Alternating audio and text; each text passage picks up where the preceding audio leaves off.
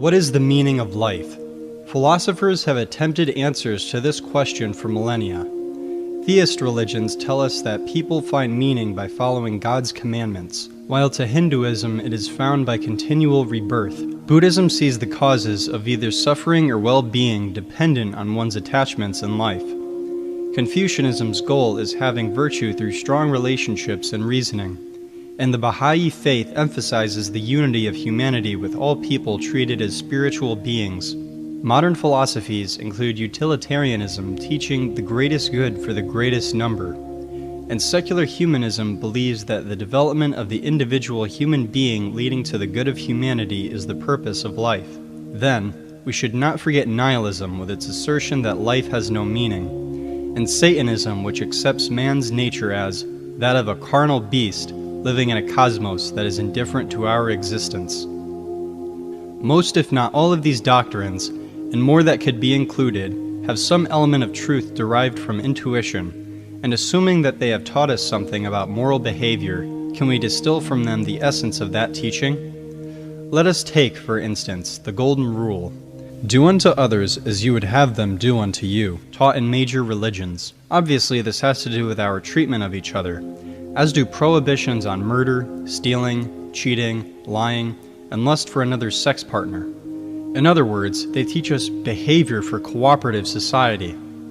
Can this be the real meaning of our lives? For if it does, we can expect it to have some purpose to the universe in an evolutionary way.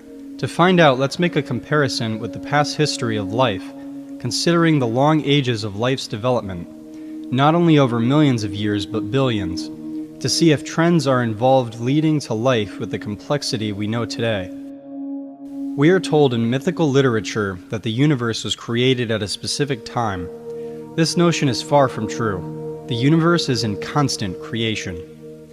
Through our telescopes, we see stars continuing to be born and die. Species of living forms come and go, and planet Earth changes over millions of years. Eons of time are required for these changes, making their present form seem immutable, an illusion that only indicates the fleeting moment of our individual human existence. Irrespective of the trivial span of our individual lives, the life of our species lives on. Homo sapiens has been on Earth 200,000 years, and our evolutionary existence dates back millions of years. Today, humanity has the ability to change our planet Earth in significant ways, and is on the verge of spreading to other planets of our solar system. As a species, humanity has an importance, even on the scale of the cosmos. In future millennia, this importance will grow as our descendants spread throughout the galaxy. Thus, earthly life is intimately connected to the evolution of the cosmos, as is life everywhere in the universe.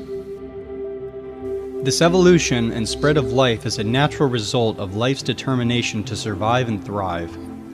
From its first microbial beginnings and surviving regardless of near extinctions, life has shown its imperative of dominion over its material circumstances, leading to ever-increasing complexity. This imperative continues, and will continue for as long as the universe exists. It is integral to the very essence of being alive. From the evolutionary process, therefore, ultimate life must eventually come into existence somewhere, or perhaps everywhere. For well over 2 billion years, life consisted of little more than single cells living separately in Earth's oceans, when because of random mutations some came together to live in colonies. These thrived, their symbiotic relationship with conjoining cells becoming ever more integrated, to evolve into the plants and animals we know, including human beings. We still have an echo of that primeval past in slime mold, that as a single slug can dissolve into individual amoeba-like organisms, but otherwise lives as a single form of life. The phenomenon is well known and studied and given the name emergence, the display of superior properties in systems that were not evident on the scale of the system's individual constituents. Emergence is the process that has given superior life over the microorganisms once living in primeval seas. Do we see any sign of emergence in present human life? Indeed we do. But to have it, there has to be total integration of people into a community. They therefore have to respect each other. They cannot steal or covet the possessions of others in the community. Rather, they must be charitable, even empathic to others suffering misfortune in the community. They cannot be violent or lustful after others' sex partners. They must not display arrogance or pride in the face of others, nor be liars or gossipers. In other words, people most on the path of emergence towards superior human life are moral people. And this is the behavior sought by the major religions. We now have a rational understanding of moral behavior. It is superior human behavior leading to the emergence of human beings into a collectivity of higher life, emphasized by such metaphors as Christians considering their congregations the body of Christ. This understanding of moral behavior as superior human behavior also derives from our insight that immoral people who give vent to anger, lust, gluttony, and all manner of base emotion at the expense of others act little better than animals. So, not surprisingly, the meaning of life is to advance life, not only one's individual's life, but also the life of the cosmos. We do that by integrating ourselves into a collectivity that survives well beyond our limited individual existence, by respecting the lives of others within that collectivity, even submitting our individual needs and wants to their needs and wants. The ultimate realization of that convergence will be a total human collectivity, unified by a religion of the universe. By the powers of science and the reasoning mind in that future world, we can expect there to be no suffering, hunger, or poverty. Genetic melodies will become unknown, and the human mind and body will be enhanced. War will be impossible because there will be no national armies. Crime will be extirpated in a world devoted to emergence. This is our human destiny, brought by superior human resolve and reasoning integrated into a worldwide religion of the universe, and that collectivity will be seen as a civilization. So, do we see humanity today advancing toward that evolved future inevitability? On the contrary, we see the development of world empires, the same as have existed in the past. The Roman Empire was the New World Order of its day, in effect a world government giving peace, security, and public works to Western Europe and Mediterranean countries. In the end, it decayed into oppression, corruption, poverty, exploitation, and ignorance. And this is the prospect of the West under an American empire supported by lethal weaponry. History repeats. It repeated in China too, only its world empire never ended like the Roman. It continued to expand over Asia, as we see today its continual expansion over the globe due to the remarkable growth of its economy. Neither of these empires presents the picture of an evolving humanity on the path of life. So for the future of humanity in a divided world, nuclear war should not be our only concern. Also of concern must be the state of civilization. That is, of human emergence, and that is the product of religion.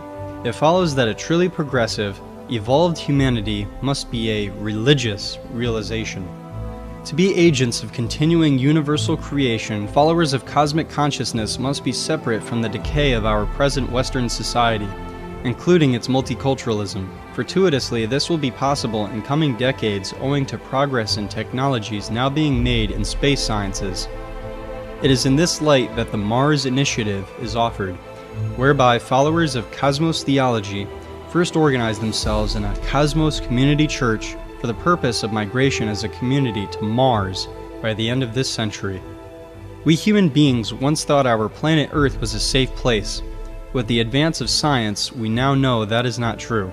We live in a virtual shooting gallery, where any month we could learn that apocalypse is coming in the form of a previously unknown asteroid, approaching faster than a bullet.